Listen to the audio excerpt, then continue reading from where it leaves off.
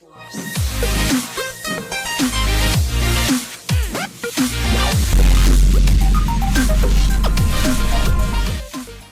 Extreme Wrestling, my name is Brendan Plays. This is our All Elite Wrestling save. We are just a few weeks away from our next pay-per-view, Fight for the Fallen, week 2 of July. Let's not mess around, let's jump into today. As we already have AEW Dark booked, let's get straight into it. On the pre-show, Santana Garrett gets a one-night opportunity to work with us once again. We've had her in before. She takes on Abaddon in an 18-rated match. Abaddon picks up the win. Santana outperforms Abaddon by quite a lot, actually, but we give the win to Abaddon as we are giving her a bit of a hot shot, short-term push, I suppose, in the women's championship scene. Thunder Rosa took on Julia Hart for 30 rated. Now, we have some big issues with Thunder Rosa. As we simulated through some of the days before this show, Thunder Rosa suffered a neck injury. Now, it's not a neck injury that will keep her out permanently, but it's a minor neck injury that has given her some nerve damage, which means that she's going to have a big toll every time her match is going to bring her ratings down. So it quite possibly could be the beginning of the end for Thunder Rosa, and that injury is going to last for over a year. So a huge issue that we have with Thunder Rosa, unfortunately. She gets a win over Julia Hart, 37 from her. It's still good. She's performing about what her popularity is. But there's always, of course, that risk that she may aggravate that injury and make it even worse. So, we'll talk more about that later. But Thunder Rosa, not good. Big injury for her. Austin Gunn took on Nick Comoroto for 17. No chemistry between these two. Austin Gunn, 19. Nick, 10. So not a great match, I suppose. Post-match, the Gun Club were getting beaten down by the Factory as QT Marshall brags about their group's new dominance. 28 for that one. So this one is going to be a bit of the veterans, Billy Gunn, Dustin Rhodes, kind of teaming up to try and take down these young guns in the end.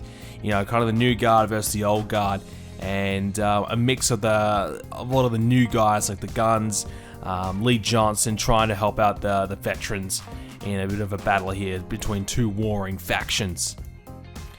Britt Baker calls Abaddon a freak and says that she belongs in the circus. That's pretty tough.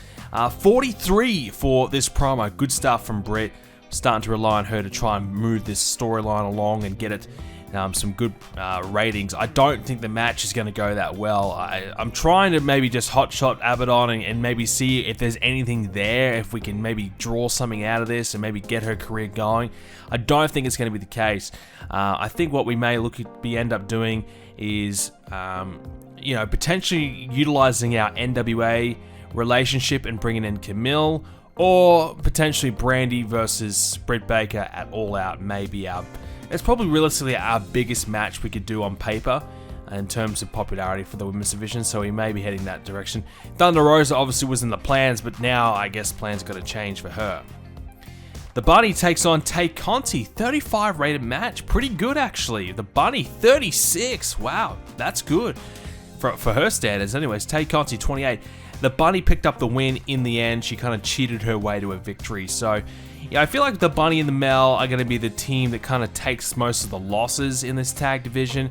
But I wanted to make sure the Bunny still looked good here, getting a win over Tay Conti. And the Bunny does have more popularity here. And I'm also thinking, obviously, we talked about a second ago, the NWA relationship that we've got. Maybe utilizing maybe even our Impact relationship, or our NWA relationship, or even our Mexican relationship to try and bring in two women and pair them up to add into this tag team mix, even if it's for a short period of time. That may be the way that we kind of, get around having, a lack of women in this division, is bringing a few, people on a couple of appearances to try and add into the mix to spice it up. So we'll look at doing that after we book these couple of episodes. Ethan Page cuts a promo for 34. And we opened up the main show, Private Party versus Top Flight, 47 rated match. Private Party picked up the win. Isaiah Cassidy, 55. Mark Quinn, 50. Pretty good stuff from both guys. And good to see Top Flight performing around the 30 mark. That's pretty good. And a 47 rated match is solid from both competitors there. And post-match, Private Party cut a promo in the tag team division for 46. good all around from the private party. That's good promo, good match, very solid. Brandy Rhodes, and she cuts a promo on the women of AEW and welcomes the fight. So she's more than happy to fight anybody that comes her way. So that's kind of where we potentially open up the addition of some more names into the women's division, tag team division. 43 for the promo, good stuff. Jake Hager defeats Sunny Kiss in a quick matchup. 5 minutes is all it took. 43 rated match. Jake Hager 62, Sunny Kiss 30. Not a great match, but it is what it is. This is what we wanted though. Post-match, Miro comes out to confront Hager. He's happy to fight now. These two have to get it on to determine who's going to step in line, who's going to step ahead of one another. And they're happy to fight now. So Miro approaches Hager, but the referees quickly get out there to make sure that it doesn't happen here tonight. 71 is pretty good for that segment. The Varsity Blondes finally get their chance to take on the Wingmen, and we had it on the main show. I knew this wasn't probably going to work out so well on the main show, but I wanted the culmination of this little storyline to finish up here. In the end, the Varsity Blondes pick up the win. Julia Hart was the one who distracted Ryan Nemeth, pretended that she was interested in him, wanted to go for the kiss. Ryan Nemeth, he took the bait, and in the end, from behind, Brian Pillman Jr. picks up the win, able to hit the Tornado DDT and grab the win. So 27 for the match.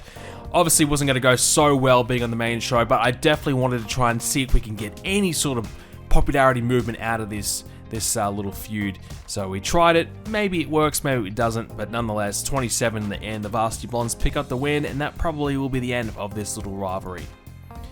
Wardlow says he doesn't care about what anyone thinks of him, and he will make somebody pay. So Wardlow, the social media backlash that he's had in the last few weeks has actually increased. So while simulating to this next show, there was even more backlash on Wardlow. So he's even quit social media now. So Wardlow no longer on social media, doesn't care what anyone has to say about him. He'll do whatever he wants, and he's going to make someone pay, and that somebody will probably be Adam Page. We're going to look to have Wardlow and Adam Page maybe as one of our next Dynamite main events. I think that'll be a nice, solid match. Eddie Kingston takes on Brian Cage in the main event of tonight's show for the FTW Championship on the line as well. 56 rated. We had this as a brawl match. I guess we didn't have enough, hype leading into the match to make it good, but Brian Cage 60, Kingston 53, probably could have done a little bit better here, but not too bad. 56 for this match. Of course, Brian Cage picks up the win, and post-match, John Moxley saved Eddie Kingston from an ambush by Starks and Cage, so the beatdown unsuccessful, and Moxley helping out his new tag team partner, kind of re-establishing and confirming that these two guys are a solid duo officially. And that is a 53 rated edition of Dark. Not our best, but we did advance a few different storylines. Alright, let's go ahead and look at the results for Dynamite. On the pre-show, we've got Miro cutting a promo on Jake Hager ahead of their upcoming match. 67. Bunny and Mel took on Garrett and Julia Hart. 33 rated match. The Bunny once again impressing. 38. Mel not bad. 25. Santana and Garrett pretty good. 33. She could nearly be worth a contract. And Julia Hart, 16, as expected. 33 rated match, and we gave the Bunny and Mel a win. Anna Jay and Tay Conti, a little bit, tired of people doubting them and acting like they're the underdogs around here. They want to prove that they deserve their place in AEW. 38 for their promo. That's probably one of the better promos that they've done, so that's pretty good. Will Hobbs picked up a win over Wheeler Yuta for 29. Will Hobbs, 50. Wheeler Yuta, 36. But the match pretty short, can really only do so much. Alright, we open up the main show with the Inner Circle meeting in the ring to discuss their future. In the end, Sammy Guevara decided that he wants to face Chris Jericho one-on-one. So that match looks like it'll take place. Jericho and Guevara. Can Sammy beat Chris to finally prove to everyone that he's ready to be one of the top dogs? So 89 for that segment. Very good start to Dynamite. We had Dustin Rhodes and Billy Gunn teaming up to defeat the Factory. Nick Comoroto and, of course, Aaron Solo. Billy Gunn 40, Dustin 50, Nick 15, Solo 30. Too soon to have Solo and Comoroto pick up a win over these two veterans. But what we will be doing is setting up for probably maybe a pay-per-view match. We'll see. With Anthony Ogogo knocking down Dustin and Billy Gunn. So hitting with a big gut punch, taking both those guys down as QT Marshall watches on very, very happy. So we are kind of setting up for Ogogo to have a showdown with either Billy or Dustin, maybe both, and probably have them put over Ogogo. And that's one way we'll have Ogogo, be set up for the future. Maybe, he might get hot shotted to 25, 30 popularity. Let's hope. But, in the end, this is all set up to hopefully get Ogogo over.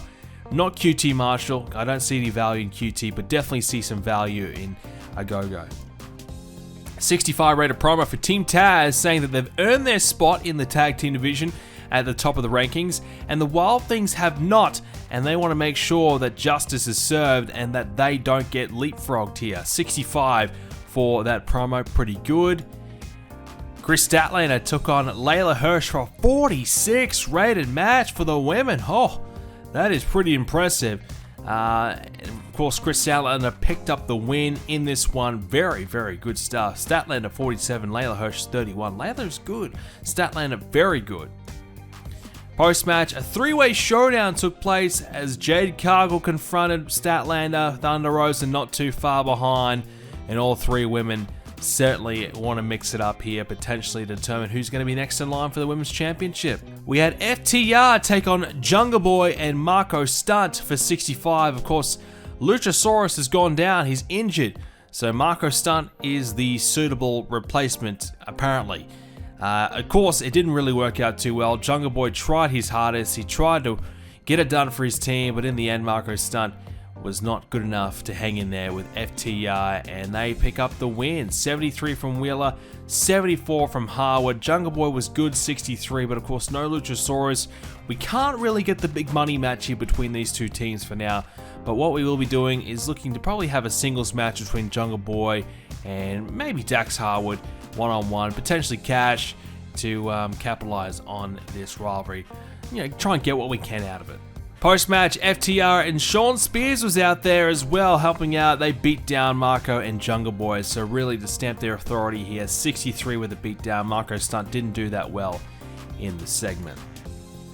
Alright, we had the Super Elite. They accepted the Hardys challenge, and they say a steel cage match sounds great to them, and they accept, so it is set. The Hardys versus the Young Bucks in a steel cage. So supposedly, it's designed to keep everyone out, so we'll see if that actually works. 82 for this segment. Park took on Colt Cabana for a 72 rated match. TNT title on the line. Park's 12th defense. Park 79. Wow. Colt Cabana 52. Very, very good as well. So nice match between two veterans here. Really good stuff. Post-match, Malachi Black appeared and knocked out Park with a big spinning roundhouse kick. This storyline's really suffering in terms of storyline heat, so it's not really doing that well at the moment, but we're trying to fix it just before the pay-per-view between these two, before these two guys face off. So this time Malachi Black does get his hands on Park after the lights go out and come back on. Park had nowhere to go. He was met with a big kick. Cody Rhodes took on JD Drake in a 68 rated match. Quick win there for Cody Rhodes as he tries to himself hold his spot in terms of the rankings. And post-match, he talks about his game plan for Christian Cage and how important this match and this victory is to him. 80 rated for that promo. Pretty good. Main event was not bad. It was probably not as bad as I expected. Adam Page versus Wardlow. 15-minute match. 69 rated result. Adam Page picks up the win. MJF tried to help out but accidentally hit Wardlow. Adam Page got the roll up for the 1-2-3 and gets out of it unscathed and survives. So big win there for Page. And of course MJF is furious and he tries to make something happen. Sean Spears appears again. This is the biggest night for Spears in his life. And he tries to help Wardlow. And of course MJF try and beat down Adam Page, but Adam Page fends them all off and it's not to be tonight. MJF is fuming. 83 rated. The plan didn't happen and it's not a great night for MJF, but it is a great night for us. 75 rated was our overall rating result.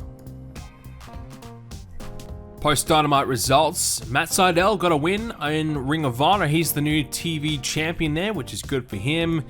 The Steiners, this is something that I don't know if will ever happen, inducted into the WWE Hall of Fame. There you go. So that's a rarity that may only happen in the TW world. A few things that are happening around the world. As we said, Thunder Rosa injured. Austin Gunn's contract is up for grabs. We will renew that, even though he probably doesn't deserve it. Serpentico, his is up for grabs. We're not going to renew that. He can go. I don't care. Abyss is staying with WWE, as is Paul Heyman. And let's go ahead and take a look at the Dynamite rating results. 979,000 viewers. Really, really solid here. 875,000 strictly just on TNT. But obviously, we're trying to grow our international viewership, which is good to see that we're getting very close to 1 million viewers combined, which would be great to see. Speaking of Austin Gunn, he will sign his new contract. No surprise there. But very, very happy with the ratings for this one. NXT, they had a 69 rated show, 607,000 viewers. So that's one of their better ratings, I feel like, in a little bit. They're doing decent. But yeah. In terms of storylines, we've got plenty of them happening right now, so looking like a loaded pay-per-view. But you can see this Malachi Black and Park storyline is only sitting at 41. It's just because we had a slow start. We didn't really do a lot with it for a while, because originally the storyline was for Samoa Joe. But we pivoted it over to Malachi Black instead. It hasn't quite worked out, so we're going to have to probably try and do a little bit more to beef it up before the pay-per-view. But everything else looks to be okay, in striking zone anyways. So we talked earlier about potentially bringing in more wrestlers from our alliance companies. So let's go ahead and take a look and see what we potentially could grab here. So looking at one of our allies in AAA in Mexico, there are a few options that we could maybe employ. You got Lady Maravilla. I'm not really familiar with any of these people. I do know Taya Valkyrie. She's an option, and she's been there for a year apparently. Not too bad. Mary Apache, La Hydra. She's not too bad. Hades, Gorakong. No one who's like super great, I suppose you could say, would be an option here. Their champion, Big Mommy, she might be good, but down there. But for us, maybe not so much. But she's got 60 pop in Mexico. Hey, that's pretty good. The women's side of things, this is where it gets a little stronger. You got Allison Kay, Anna Jay's there at the moment for a few appearances, which is good. Ashley Vox, cheerleader Melissa. Kari Sane's actually there. Not that we'll use her, not as realistic. Melina, she might be good for a veteran presence. And of course, Thunder Rosa is still there. So you're probably looking at cheerleader Melissa, maybe Allison Kay. I wouldn't mind seeing Allison Kay come in for a match or two. She's probably a good option. And cheerleader Melissa, she's got plenty of popularity there, so that would not be a bad choice. She's currently the women's champion there. And of course, the last option for us to take a look at is Impact Wrestling, which I forgot that they're in Canada nowadays. Let's take a look at them. So Havoc, Jordan Grace, Kira Hogan, Kimberly, Carly Rae, Lacey Ryan, Madison Rain, and Rosemary. So there are some options there, that we could use.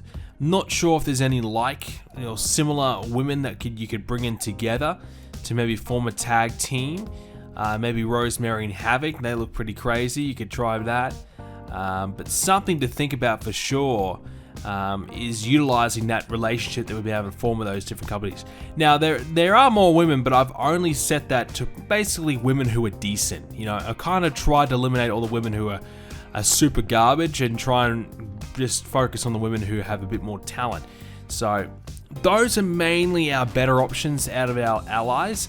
But if we were to do that, even if it's for 5 appearances or so, it would just beef up the women's division for a little bit, some different matches, and it might be a short little storyline that we could employ that might help us out. Because I think that's really the key. That's what we're missing, is trying to bring in some sort of big name, keeping it realistic as well, we did get Camille in, so we do have her. She's only got 31 pop in the Southeast, which is okay. That's passable. Great star quality, great sex appeal. I'm sure the menace of 50, that's not too bad. Mic skills are pretty low, and in-ring skills are pretty bad too. But she's an option, and I guess a bit of a match between Jade and Camille. That probably would be money. If Jade wants a new opponent, that's probably what I'm thinking there. Or as I said, you could have her work with Britt Baker as well, if we needed another opponent for her too. So there's a few options that we can use to try and, get us by in the women's division for the time being. Speaking of women's division, as we said, Thunder Rosa 1 year, 3 weeks with the neck nerve damage injury. It is not good. It's going to be a fair while till we see Thunder Rosa at her best. We may never see her at her best in our save again, which is a real shame because I don't think I was getting ready to give her a championship run, but probably getting her potentially ready to face Britt Baker on pay-per-view. I know that they probably have faced each other before, just the one time back at Revolution, so we could have maybe gone with that again later in the year. Now that Thunder Rosa is slightly more popular, could have maybe worked better. Last but not least, Rampage for today's episode. QT Marshall took on Alan Angels in the pre-show for 35. Angels 34, QT 31. Not bad, actually. QT grabbed the victory. Luther was beaten in 3 minutes by Preston of the Dark Order. 11 rated for this match. No surprise there. On the opening segment for this show, Malachi Black cuts a promo talking about why he's coming after Park. 66 rated. Probably something along the lines of that Park, never has really achieved his success. He's always been a failure. He was gone for years. He hasn't been able to come back and win the big championship. He's now TNT championship. He's finally getting what he wants, and Malachi Black wants to, basically take that all away from him, saying that he doesn't deserve it, blah, blah, blah, something along those lines. 66 for that one. Again, the storyline heat's so low, it's just really impacting these segments so much. I'm still praying that we can get it back up to a decent mark before the pay-per-view. The Hardys took on the Butcher and the Blade for a 62 rated match, and a victory for the Hardys, of course. Jeff 77 and Matt Hardy 71. The Butcher and Blade 34 apiece, not too bad. Post-match, the Super Elite surrounded the ring, and the Hardys were stuck in the middle of the ring. Well, pretty much every corner of the ring was covered by someone from the Elite, and they did that to send a warning about being locked away together. So just so they know that even if there is 4 walls around, they're still not safe. 71 for that one. Brandy and Velvet teamed up to beat the Bunny and Mel. So finally we're going to start to have some of these teams fight each other. And we wanted this to be on the main show to try and get something out of it. Brandy 43 carrying the match. Bunny was good though, 38. Mel 26, Red Velvet 23. Brandy and Velvet picked up the win. Good match.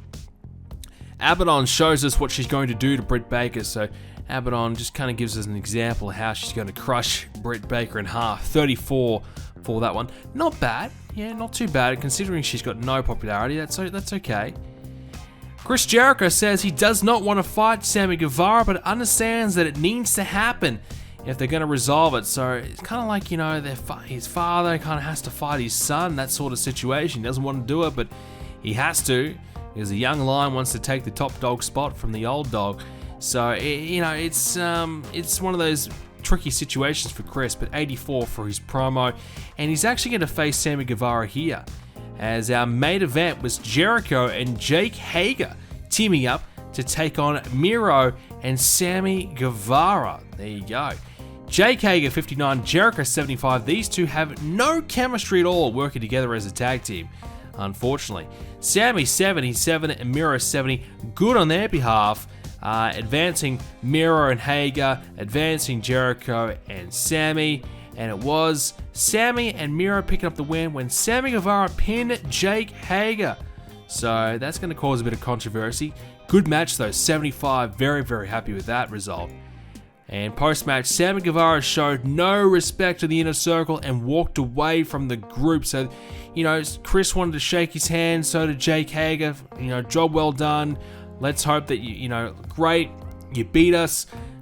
Surely that's enough. Surely that's good enough. Surely we can go back to being a group, being the inner circle again. Sammy Guevara still wants more and walks away again. 74 for that segment. So, 66 for this episode of Rampage, probably our worst one to date. Little surprised it was that low considering we had a solid main event, and I guess we didn't have one other really strong match to go with it, but yeah, that's okay. 66, that's decent. Alright, let's take a quick look at the results of Rampage. 7,000 attendance, 939,000 watched. Of course, a lot of international viewership there. We're really trying to focus on that, including 200,000 watching in Canada, which is a pretty good rating. So that's some areas that we're really trying to work on. WWE, they've called up Johnny Gargano and Tommaso Ciampa to the main roster. Mojo Rawley got fired finally. Marco Stunt wants a pay rise. Are you kidding me? Well, I'll give you $60 pay rise. That is it. You're not getting the full pay rise, Marco. I don't think you really deserve it. You have one match. You haven't barely wrestled in months, and you have one good match, and here you are wanting a pay rise. Ridiculous, right? Let's take a quick look at the popularity. See if we've had any movement over the last few weeks. We haven't looked at it for a little bit. Adam Page heading to the main event. He's got 77 in the Southeast, so he'll be taking on MJF in the main event. FTR around the mid-60s, Jericho low 80s, Christian's almost touching 70. I feel like after his match with Cody, he probably will be, which would be great. Speaking of Cody, he's got 81. Jeff Hardy's made a bit of movement, 72 now. Moxley's 79, so even though he's been, I suppose, relegated to the tag division a little bit, he's still got plenty of popularity to bring to it, which should help elevate it. Kenny Omega's in a bit of a sidekick role at the moment. He hasn't got a lot going on. I'm trying just to freshen him up. He's doing a little bit with the Young Bucks and the Super Elite, but he's not completely involved at the moment. Just giving him a bit of a break. He had that long rivalry with Adam Page. Chance for him to kind of reset and wait for an opponent to come along rather than him do nothing. Maybe I'll have him kind of tear through some of the mid-card guys and maybe have some good matches there to maybe try and elevate some guys. That might be the way to go. Maybe even a surprise win over Kenny. That could be a good way to spark a new rivalry. Miro, he's now got 70 popularity. Where did that come from? 70 popularity? What the heck? He's gone up 6 popularity. What? I mean, he did beat Chris Jericho, who had 85. Now of course, Jericho's dropped 2. So, wow, yeah, Miro's got 70 popularity now. What the hell has just happened there? Well, that is obviously great, but very random. Sammy Guevara, that means he's got 71. Well, he went from 65, so he's gained 6 from beating Jericho in a tag match. Didn't even pin him. My goodness, that is, really good. That's really great, but I'm just surprised, very surprised. Malachi Black, not the best start for him at the moment. This rivalry with Pac isn't quite clicking yet, but I'm still holding pretty high hope for him. I'm guessing maybe Jake Hager lost a little bit of popularity. So Jake Hager lost 2 or 3 points as well. So 2 or 3 from Jericho, 2 or 3 from Hager. Honestly, that's okay. I don't really mind Hager losing popularity. Now we've made Miro is pretty much a main event guy. Sammy Guevara was already on his way there, but they're both now in the 70s, which is just insane. I never expected that to happen anytime soon, so I am pleasantly surprised and pleased, but there you go. Wardlow, I don't think, gained anything from his main event with Adam Page. Further down the card, Colt Cabana had a good match at Park, no real change for him. Dustin's doing his thing with Billy Gunn, taking on the Factory. Not too much else to really note from all the people there. Quick little look. Anthony Ogogo's got 17 popularity. He still needs a lot more before we can really use him in any sort of major role. And he hasn't gained any in the Southeast for a little bit, so that's a little bit concerning. Can we really have him in a bit of a strong role? Probably not for a little bit. QT Marshall, he's gained a popularity point now. He's up to 20. He was at 19, so I guess if he's going to lead this thing, he needs to actually get a bit of popularity because he's got some dangerously low popularity. Not good at all. But hopefully we can see some improvement from him. As for the women, let's have a quick little look. Abaddon's got 20 now. She was in the teens, so there's a little bit of a chance that she could succeed. Anna J, 27 for her, which is really good. Brandy's got 45, so this is why she's the key woman right now. She's got the most in the entire division, even more than Britt Baker, who has 38. So we need to heavily rely on her to get the job done. Sheeta and Cargill both have 37 in the Southeast. Same with Chris Statlander, who's actually got 38 rather. So Statlander has been one of our best performers as well. So a lot of reliance will be placed on the shoulders of her going forward.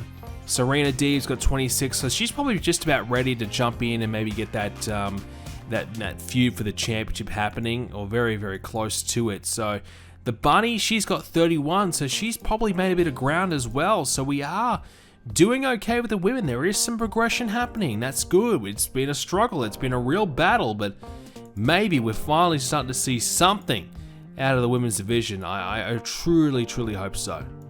And before we wrap things up, we have actually tried to do a house show. I want to test it out and see what would kind of happen here.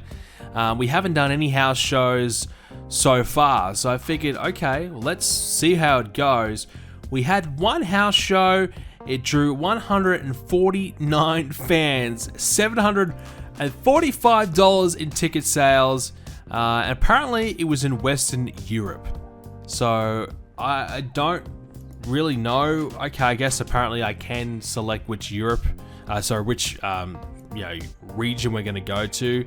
I didn't do that. Because I have never done actually a house show in this game, because we don't do house shows. So we went to Western Europe for a show, and it drew $745 worth of money. Was it worth it? Probably not. I mean, it probably cost us thousands of dollars to go over there. Did we gain anything out of it? Probably not. But nonetheless, good to have a house show. I don't think we'll be having any more. What I wanted to do is just kind of see what sort of money it would generate. Is it worth maybe looking at doing?